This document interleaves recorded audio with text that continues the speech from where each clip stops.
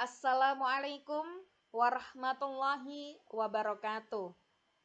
Mari kita mulai mata kuliah kali ini dengan bacaan basmalah bersama. Bismillahirrahmanirrahim. Alhamdulillahirabbil alamin. Saya senang sekali bisa belajar dengan mahasiswa dan mahasiswi baru. Selamat datang di kampus Institut Agama Islam Negeri Kudus, ya, pada metodologi studi Islam. Namun sebelum itu, saya sebagai dosen pengampu pada mata kuliah metodologi studi Islam, alangkah baiknya kita perkenalan lebih dahulu. Nama saya itu Mutmainah, Magister Pendidikan Islam, bisa dipanggil Ummah, alamat yaitu Gebok Kudus, kemudian nomor HP 085740865052. Kemudian untuk pendidikan terakhir yaitu strata 2 di Universitas Islam Negeri Maulana Malik Ibrahim Malang. Nah, untuk mengetahui metodologi studi Islam, kita untuk menyimak lebih dahulu deskripsi pada mata kuliah metodologi studi Islam. Pada mata kuliah ini yaitu membahas tentang pengertian, asal-usul, macam-macam unsur-unsur dan fungsi agama bagi kehidupan manusia. Pada mata kuliah ini juga dibahas kebutuhan manusia terhadap agama Islam dalam pengertian yang sebenarnya, karakteristik dan prinsip-prinsip ajaran Islam, serta perbedaan Islam dengan agama lain, sumber dan pokok ajaran Islam. Selain itu, pada mata kuliah ini dibahas tentang aspek ibadah, latihan spiritual, dan ajaran moral dalam Islam, aspek sejarah dan kebudayaan Islam, peranata sosial tentang politik dan pemerintahan dalam Islam, peranata sosial tentang dakwah dan pendidikan dalam Islam, peranata sosial tentang yaitu dakwah dan pendidikan, ekonomi dan kemasyarakatan, hak asasi manusia dan demokrasi, serta multikultural dan kesetaraan gender dalam Islam.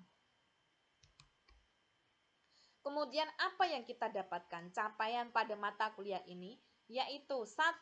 Mahasiswa mampu menjelaskan berbagai prinsip dan metode berpikir dalam studi Islam. 2. Memiliki sikap dan kepribadian yang baik sebagai wujud ketakwaan kepada Tuhan Yang Maha Esa. 3. Mampu menerapkan pemikiran logis, kritis, sistematis, dan inovatif dalam mengambil keputusan secara tepat.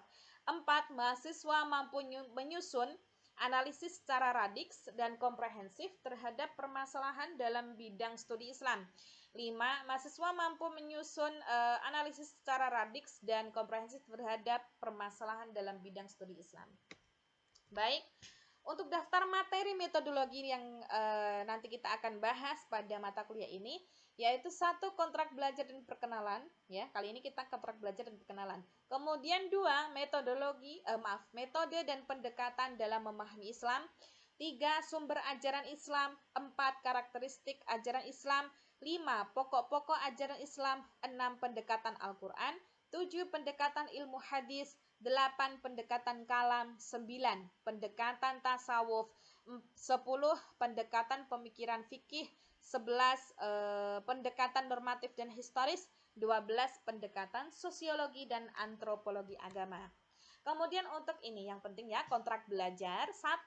Presensi tepat waktu pada aplikasi Vclass. 2. Proses perkuliahan full online pada aplikasi Vclass. 3. Penyajian materi dengan membuat makalah. 4. Penyajian materi 1 dan 2 nanti akan disampaikan oleh dosen pengampu. Yang ke-5, penyajian materi 3 dan seterusnya nanti akan disampaikan oleh mahasiswa. 6. Pembuatan makalah dibuat secara individu, kemudian dikirim melalui Vclass pada menu tugas.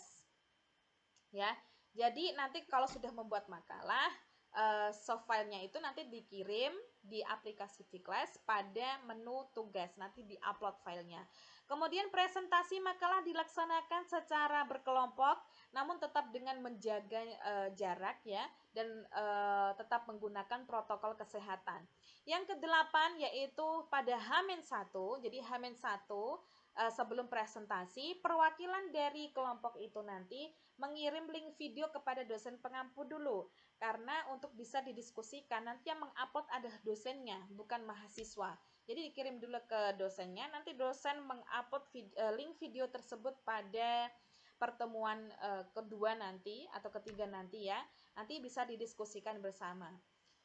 Kemudian nomor 9, pertemuan 1 secara offline yaitu tatap muka dengan absen shift kelompok pertama. Kemudian via online yaitu pada shift yang kedua, ya, via V-class nanti pada shift yang kedua. Untuk shift yang kedua, maksudnya yaitu pada pertemuan pertama nanti saya tatap muka langsung pada contoh semisal jumlahnya 35, nanti nomor absen 1 sampai 17 saya bertemu langsung. Namun untuk yang 18 sampai 35 yaitu secara online. Jadi mereka itu mengambil perkuliahannya secara online di V-class. Kemudian pada pertemuan kedua saya offline tatap muka dengan kelompok shift kedua, yaitu bertemu dengan nomor absen yang selanjutnya tadi 18 sampai 35. Kemudian secara online kepada shift yang pertama tadi yang nomor absen nomor 1 sampai 17. Seperti itu. Kemudian untuk via online didiskusikan, nanti dilaksanakan diskusinya itu pada kolom komentar yang ada di via V-class itu ya. Nah, untuk format penulisan makalah, yang pertama ada cover. Yang kedua isi. Isinya nanti meliputi bab 1, bab 2, dan bab 3. Bab 1 meliputi latar belakang, rumusan masalah, dan tujuan penulisan makalah. Kemudian untuk latar belakang nanti membahas apa yang melatar belakangi pada penulisan judul itu. Kemudian rumusan masalah dan tujuan penulisan harus sinkron. Ya, semisal rumusan masalah nanti ada 3, nanti tujuan penulisan makalah juga harus 3. Karena tujuan ini nanti adalah sebagai objek tujuannya untuk menjawab rumusan masalah. Bab 2 nanti isinya pembahasan nanti isinya ada yaitu tentang kajian teori yang kalian dapatkan dari jurnal ataupun buku. Ya, nanti kalian mendapatkan teorinya itu nanti kalian tulis dalam pembahasan. Bab 3 nanti isinya simpulan dan penutup. Kemudian bagaimana penyajiannya? Nah, kita harus tahu ketentuan khusus penulisan makalah. Yang pertama yaitu font. Fontnya harus Times New Roman. Atau semisal kalau ada font Arab nanti menggunakan tradisional Arabic. Kemudian size-nya Times New Roman yaitu 12. Untuk tradisional Arabic size-nya yaitu 18. Spasinya 1,5. Marginnya untuk atas 3 cm, left 4 cm, bawah bottom 3 cm, right kanan 3 cm. Kemudian penulisan makalah minimal 10 halaman ya, minimal 10 halaman. Referensi jurnal dan buku. Kemudian yang terpenting adalah hindari plagiasi. Percaya dirilah dengan karya tulis kalian sendiri. Ya, mungkin cukup itu mengenai kontrak pembelajaran kita, kemudian format penulisan makalahnya nanti ya. Semoga bermanfaat dan ini ada pesan dari Khalifah Abu Bakar As-Siddiq, yaitu jika kamu mengharapkan berkah dari Allah maka bersikap baiklah kepada hambanya. Ya, karena kita belajar metodologi studi Islam, maka tujuan kita di sini nanti adalah untuk menguatkan iman kita, menguatkan pengetahuan kita tentang Islam. Jadi kita tidak hanya mengetahui Islam sebagai Islam itu sebagai simbol agama saja, tetapi juga dari hati dan naluri yang ada di hati kita sendiri. Nah, cukup itu, semoga bermanfaat. Kita akhiri dengan bacaan hamdalah bersama. Alhamdulillahirabbil alamin. Walafu minkum. Wassalamualaikum warahmatullahi wabarakatuh.